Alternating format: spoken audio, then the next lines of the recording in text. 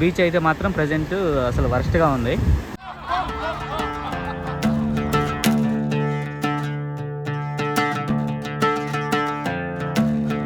1943లో మొట్టమొదటి జాతీయ జెండా ఇక్కడే ఎగరవేశారనమాట. ఫ్లైట్ ఆల్రెడీ టేక్ ఆఫ్ కి రెడీగా ఉందన్నమాట.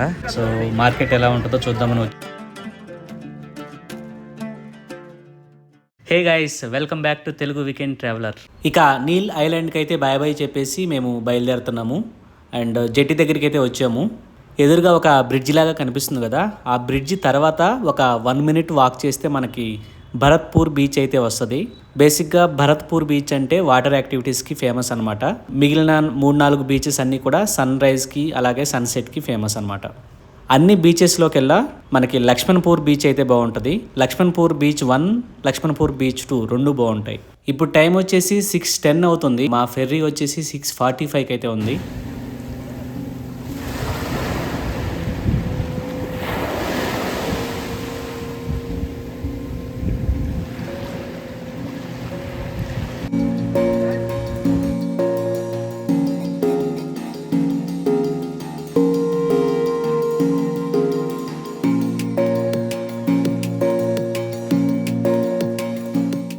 సో మనమైతే జెట్టి మీదకి అయితే వచ్చేసాం. అండ్ ఎదురుగా చూస్తున్నారు కదా, ఇవన్నీ కూడా ఫిషర్మెన్ బోట్స్ అనమాట. అండ్ ఆ బ్రిడ్జ్ తర్వాత ఉన్నదే మనకి భరత్పూర్ బీచ్ అనమాట. సో మాకైతే టైం లేక ఇక్కడికి నైట్ టైంలో వెళ్ళాము. జస్ట్ ఒక 1 hour టైం స్పెండ్ చేసి ఇక వచ్చేసాం అనమాట. బట్ బీచ్ మాత్రం ఈవినింగ్ 6కే క్లోజ్ చేసేస్తారు. ఇప్పుడు వచ్చేసి బీచ్లో ఒక 10-15 మెంబర్స్ అయితే ఉన్నారు. సో బీచ్ అయితే బాగుంటుంది, ఓకే. బట్ ఇది ఏంటంటే మెయిన్లీ వాటర్ యాక్టివిటీస్కి అయితే ఫేమస్ అనమాట. అండ్ మీరు ఇక్కడ చూస్తున్నారు కదా, ఈ బోట్లన్నీ కూడా వాటర్ యాక్టివిటీస్కి సంబంధించినవే. ఇంకో విషయం ఏంటంటే, మనం పోర్ట్ బ్లేర్ నుంచి హ్యావెలాక్ ఐలాండ్ కానీ అండ్ హ్యావెలాక్ ఐలాండ్ నుంచి నీల్ ఐలాండ్ వరకు కూడా మనం ప్రైవేట్ ఫెరీస్లో అయితే వచ్చాము. ఫస్ట్ వన్ వచ్చేసి నాటికా అండ్ సెకండ్ వన్ వచ్చేసి మ్యాక్రూజ్. ఇప్పుడు మనం నీల్ ఐలాండ్ నుంచి డైరెక్ట్ పోర్ట్ బ్లేర్ వరకు గవర్నమెంట్ ఫెరీలో అయితే వెళ్ళబోతున్నాం. ఈ ఫెర్రీస్ ఉన్నాయి కదా, లోకల్గా ఇక్కడ నీల్ ఐలాండ్లో లోకల్స్ ఉంటారు కదా అండమాన్ నికోబార్ నుంచి. సో వాళ్ళకి చాలా తక్కువ రేట్ అనమాట. అండ్ ఈ గవర్నమెంట్ బోట్ వచ్చేసి మనకైతే 900 రూపీస్ దాకా పడింది. అదే లోకల్స్కి అయితే జస్ట్ 45 రూపీస్ అంట. సో అండ్ ఇంకొకటి ప్రైవేట్ ఫెరీస్లో కూడా వాళ్ళకైతే కన్సెషన్ అయితే ఉంటుంది. మనకి ఆల్మోస్ట్ 1700 దాకా పడుతుంది. వాళ్ళకి వచ్చేసి జస్ట్ 600 రూపీస్లో వచ్చేస్తుంది అనమాట. మనకి యాక్చువల్గా జెట్టి దగ్గర నుంచే నీల్ ఐలాండ్లోనే 2 బీచ్లు అయితే కనిపిస్తూ ఉంటాయి. ఎదురుగా కనిపిస్తుంది కదా, ఇది వచ్చేసి లక్ష్మణపుర బీచ్ 1 అనమాట.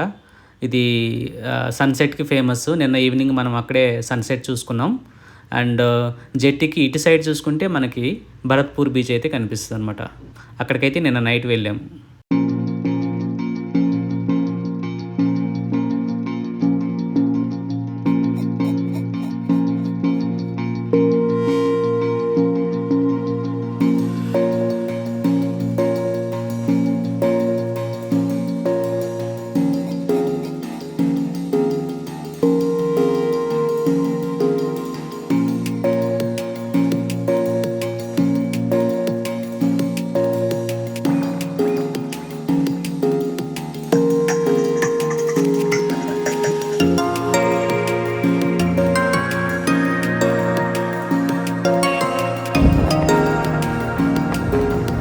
గవర్నమెంట్ బోట్ అయితే కొంచెం లేట్గా స్టార్ట్ అయింది. అండ్ పోర్ట్ బ్లేర్ అయితే 2 hours తర్వాత అయితే రీచ్ అయింది. అండ్ మేము పోర్ట్ బ్లేర్ రీచ్ అయ్యాక ఒక 2 hours అయితే రెస్ట్ తీసుకొని ఇక ఈవినింగ్ టైంలో వందూర్ బీచ్లో సన్సెట్ చూడడానికి అయితే వెళ్తున్నాము. సో ఇది వచ్చేసి వందూర్ బీచ్ వెళ్ళే రూట్ అనమాట. చాలా సీనిక్గా ఉంటుంది. Wandoor beach road and Chidiya Tapu beach road అయితే సూపర్గా ఉంటుంది. ఆ రోడ్డు మీద రైడ్ చేయడం కోసమైనా సరే మనం వెళ్ళొచ్చు అనమాట. సో చిడియా టప్పు రోడ్ అయితే సూపర్ ఉంటుంది.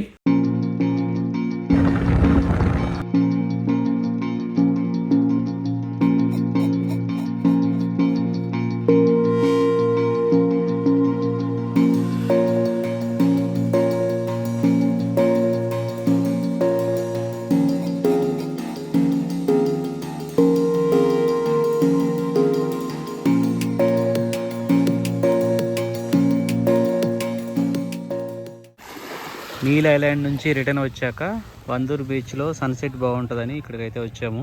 25 kilometers ట్రావెల్ చేసి వచ్చాము. బట్ క్లౌడ్స్ వస్తున్నారు కదా ఆల్రెడీ. సో మనకి సన్సెట్ సన్ రైజ్ అండమాన్స్లో చూసే లక్ లేదనమాట. ఈరోజు కూడా క్లౌడ్స్ చాలా ఎక్కువ ఉన్నాయి. చూద్దాం సన్సెట్ టైంకి ఏమన్నా లక్ ఉంటుందా లేదా అనేది. అర్లీ మార్నింగ్ అయితే సూపర్ ఉంటుంది ఈ బీచ్, వందూర్ బీచ్. ఈరోజు కూడా సన్సెట్ టైంకి ఫుల్ క్లౌడ్స్ అయితే వచ్చినాయి అండ్ వర్షం కూడా స్టార్ట్ అయిందనమాట భారీగా. సో వర్షం ఆగిపోవడం కోసం వెయిట్ చేస్తున్నాం.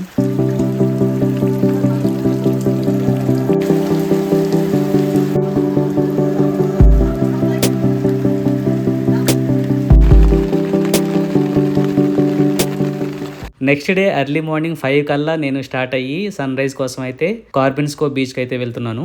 స్కై కలర్స్ చూస్తున్నాను కదా, అసలు ఫుల్ కలర్ఫుల్గా ఉంది స్కై అంతా కూడా. యాక్చువల్గా నేను రూమ్లో ఉన్నప్పుడే ఈ కలర్స్ చూసి నేను సన్ రైజ్ అయితే కన్ఫామ్గా ఉండబోతుందని అనుకునే వచ్చాను. లక్కీగా దొరికిందనమాట. వావ్, ఫైనల్లీ మనం ఎప్పుడు లాస్ట్ మినిటే. అబ్బా అబ్బా అబ్బా అబ్బా బాపురే, సన్ రైజ్ అయితే అవుతుంది. అండమాన్ వచ్చి 8 డేస్ అవుతుంది, ఒక్కరోజు కూడా సన్ రైజ్ కానీ సన్సెట్ కానీ దొరకలేదు.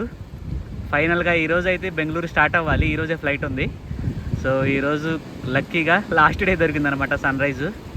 సూపర్, అండమాన్లో సన్ రైజ్ అయితే దొరికింది. చూడండి ఎంత బ్యూటిఫుల్గా అవుతుంది అసలు. Awesome awesome, wow wow, beautiful.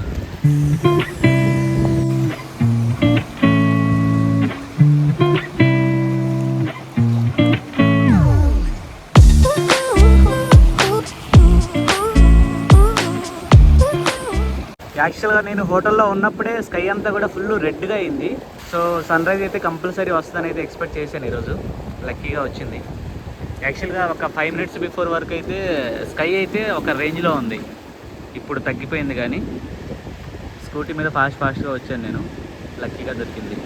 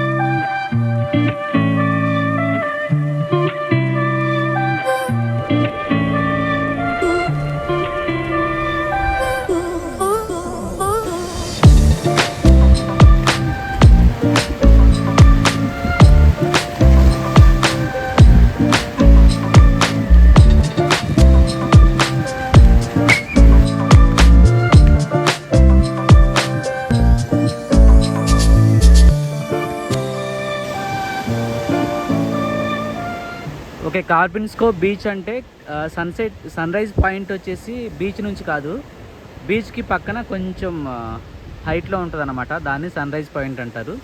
So అక్కడ నుంచి అయితే వ్యూ బాగుంటుంది బీచ్ నుంచి కంటే కూడా. సో అక్కడ నుంచి అయితే మనం వచ్చాము. అంటే యాక్చువల్గా ఇక్కడ లెఫ్ట్ సైడ్ కొంచెం హైట్లో కనిపిస్తుంది కదా, అదనమాట sunrise point. And present మనం వచ్చేసి కార్బిన్స్కో బీచ్లో అయితే ఉన్నాము. ఆ పోర్ట్ బ్లేర్ వచ్చిన ఫస్ట్ డే అయితే మనం విజిట్ చేసింది అయితే కార్బిన్స్కో బీచ్ అనమాట. ఎందుకంటే ఇది చాలా దగ్గరలో ఉంటుంది, జస్ట్ 4 కిలోమీటర్స్లోనే ఉంటుంది అనమాట పోర్ట్ బ్లేర్ సెంటర్ నుంచి. ఆ రోజు అయితే చాలా బ్యూటిఫుల్గా ఉంది. ఈవినింగ్ వచ్చాము. తర్వాత సైక్లోన్ వచ్చింది కదా, దాని ఎఫెక్టో మరి ఏంటో తెలీదు, అసలు బీచ్ మొత్తం కూడా అసలు ఫుల్ చెత్త, గార్బేజ్ అనమాట. అలా అయిపోయింది, అసలు బాగాలేదు బీచ్. ఇప్పుడు ఇదిగోండి పరిస్థితి అయితే ఇలా ఉంది. ఇప్పుడు మొత్తం చెత్త అంతా కొట్టుకొచ్చింది. మళ్ళీ ఇది ఎప్పుడు క్లీన్ చేస్తారో ఏమో. బీచ్ అయితే మాత్రం ప్రజెంట్ అసలు వర్స్ట్గా ఉంది. మేము వచ్చిన రోజు అయితే ఎంత బ్యూటిఫుల్గా ఉందో అసలు. లక్కీగా ఆ రోజే చూసాం కాబట్టి సరిపోయింది, లేదంటే మాకు అంత బ్యూటిఫుల్ వ్యూ అయితే దొరికేది కాదు. సో సిచ్యుయేషన్ అయితే ఇలా ఉంది.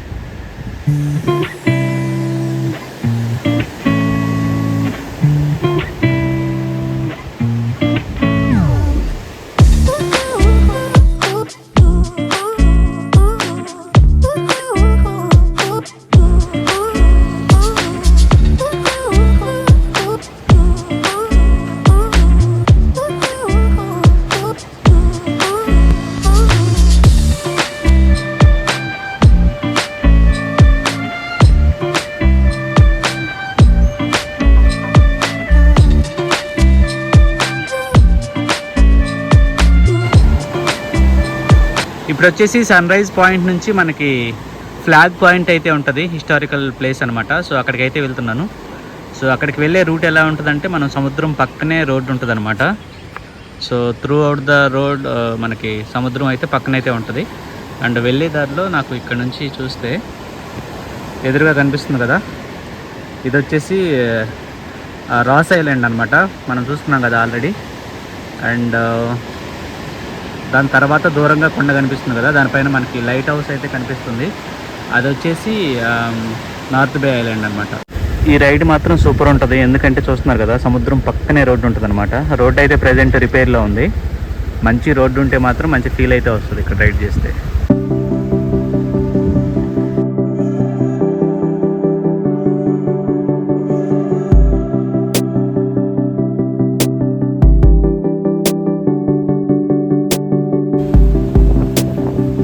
సో మనం ఫ్లాగ్ పాయింట్ అయితే రీచ్ అయ్యాం. ఎవరైతే ఫ్రీడమ్ ఫైటర్స్ ఉన్నారో వాళ్ళకి గుర్తుగా ఇలా స్తూపాలు అయితే పెట్టారు. అండ్ మనం ఇక్కడ చూడొచ్చు, తెలుగులో కూడా పెట్టారు జై హింద్ అని. ఈ ఫ్లాగ్ పాయింట్ అనేది one of the historic place అనమాట పోర్ట్ బ్లేయర్లో. చూస్తున్నారు కదా, 1943లో మొట్టమొదటి జాతీయ జెండా ఇక్కడే ఎగరవేశారనమాట నేతాజీ సుభాష్ చంద్రబోస్. 1943 డిసెంబర్ 30 ఇండియన్స్కి ఒక ముఖ్యమైన రోజుగా చెప్తారు. ఈరోజు వచ్చేసి నేతాజీ సుభాష్ చంద్రబోస్ మొట్టమొదటిసారి మన త్రివర్ణ పతాకం అయితే పోర్ట్ బ్లేయర్లో ఎగరవేశారు. జెండా ఎగరవేసి అండమాన్ అండ్ నికోబార్ ఐలాండ్స్ని బ్రిటిష్ వాళ్ళ దగ్గర నుంచి స్వతంత్రం పొందిన ప్రాంతంగా డిక్లేర్ చేశారనమాట. యాక్చువల్గా రెండో ప్రపంచ యుద్ధ సమయంలో మార్చి 23, 1943 నుంచి ఇది జపనీస్ ఆధీనంలో ఉండేది. ఆ తర్వాత నవంబర్ 6, 1943లో జపాన్ ప్రైమ్ మినిస్టర్ దీన్ని ఆజాద్ హింద్ గవర్నమెంట్కి ట్రాన్స్ఫర్ చేస్తున్నట్లు డిక్లేర్ చేశారు. అప్పుడు ఆజాద్ హింద్కి సుప్రీం కమాండర్ వచ్చేసి సుభాష్ చంద్రబోస్ అనమాట. ఆ తర్వాత మనం ఇప్పుడున్న ప్లేస్లోనే సుభాష్ చంద్రబోస్ జెండా ఎగరవేయడం అయితే జరిగింది.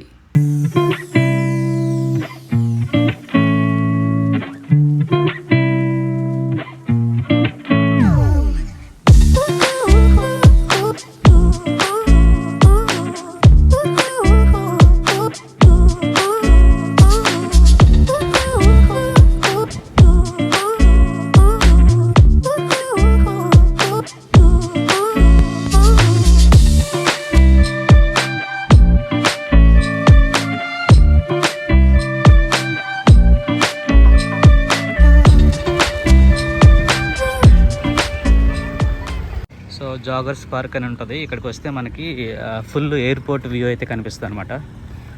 రన్వే ఉంటుంది కదా, సో అది మొత్తం ఫుల్గా కనిపిస్తుంది. అండ్ ఇంకో 10 మినిట్స్లో అయితే ఫ్లైట్ కూడా వస్తుంది. ఇప్పుడు చూద్దాం. ప్రజెంట్ అయితే ఒక ఫ్లైట్ ఆల్రెడీ టేక్ ఆఫ్కి రెడీగా ఉందన్నమాట. సో ఇది వెళ్ళిపోయాక మనకి నెక్స్ట్ ఫ్లైట్ అయితే ల్యాండ్ అవుతుంది.